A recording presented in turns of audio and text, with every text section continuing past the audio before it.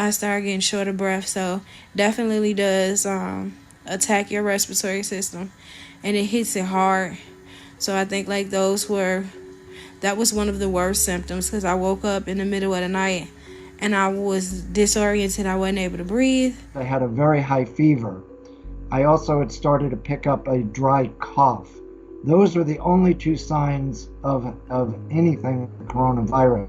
Unlike other colds and the flu that I had, there was no headache, no sneezing, no sniffles, no sore throat, no body aches, and even with that high fever, no chills and sweats that usually get that hot and cold. I wasn't able to get anybody's attention, and I think at that point you start sitting down and having a conversation with yourself, like, okay, this is it for me. This is it for me and my children. I won't ever see them again, type of thing. But I thank God that He was with me. Was able to wake him up, wake my husband up to let him know that something wasn't right. Biocontainment was weird. I spent 10 days in there. I was hooked up to all kinds of monitors. Anyone entering my biocontainment, it was like Neil Armstrong landing on the moon. They had full biocontainment suits on, 3 layers of gloves, a motor in their back to provide air, duct tape all around, sealing off anything that could possibly expose themselves. I'm quite baffled as why people are interested at all. I'm just this guy that's got a positive diagnosis but with no symptoms, stuck at home. But I guess people are fearful, and I'm sad about that. I think I'm proof that even if you catch the virus, you can be just fine. When I first got here, they wasn't going to test me because I didn't fit the criteria. After some CAT scans and a couple of tests, they decided to go ahead and test me, and they came back and they told me that I tested positive. My family is on 14-day quarantine. I haven't seen my children, haven't seen my husband in days now. But there was nothing they could give me other than ibuprofen and gallons of Gatorade. I kid that I've been through every flavor of the rainbow of Gatorade multiple amounts of times. The light blue is the bomb. Stay away from the grape, that's nasty. There is no treatment for coronavirus. So what they're treating is they can treat a symptom. So if I have a fever, they can treat it with Tylenol. If I have a cough, they can treat it with cough medicine.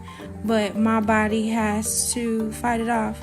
So I have to take the time to rest. Make sure that I'm trying to keep down as much food as I can and let my body do its job. I've been here, I think I lost about 15 pounds. So I don't know what I'm be looking like when I get up out of here. I gotta get my hair done, y'all. Talk about my bonnet. It feels quite surreal to be part of this huge thing, actually. I step back and realize that, I see it's on the news, it just dominates the headlines everywhere.